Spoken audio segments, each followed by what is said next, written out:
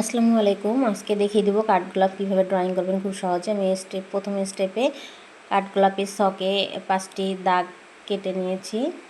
আর দ্বিতীয় স্টেপে এসে আমি সেম শেপেই আর কি ফুলের যে সাইডের পাপড়ির সাইডের যে ভাঁজগুলো থাকে দেখেন, সেই ভাঁজগুলো দিয়ে নেওয়ার চেষ্টা করছি।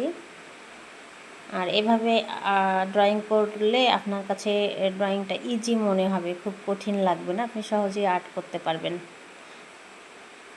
তৃতীয় স্টেপে এসে আমি পাপড়িগুলো দিয়ে নিব। আর যখন আমি শেপগুলো করে নিয়েছি তখন কিন্তু আমার মাথার মধ্যে অটোমেটিক্যালি চলে আসছে যে আমি কীভাবে শেপটা দিয়েছি। সেই শেপকে লক্ষ্য করে কিন্তু আমি দেখেন পাপড়িগুলো দিয়ে নিচ্ছি। পাপড়িগুলো দেওয়ার সময় একটু দেখেন একটু ভাঁজ করে দিচ্ছি, যেন পাপড়ি মনে হয় যে আমি ফুলের পাপড়ি করছি, এই পাপড়িটা যেন বোঝা যায় আর কি। আর চতুর্থ স্টেপে কিন্তু আমি একদম ফাইনাল লুক নিয়ে আসবো।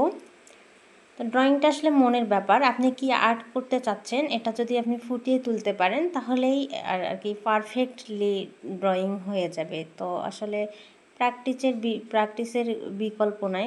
আমিও শিখছি, প্র্যাকটিস করা দরকার প্রত্যেকেরই। তো আপনারা যারা শুরু করতে চাচ্ছেন কিন্তু ভয় পাচ্ছেন তাদের জন্য, একেবারেই নতুনদের জন্য আমার এই ভিডিওটি, যেন আমার এই ভিডিও থেকে উৎসাহ পেয়ে আপনারা ড্রয়িং করতে পারেন।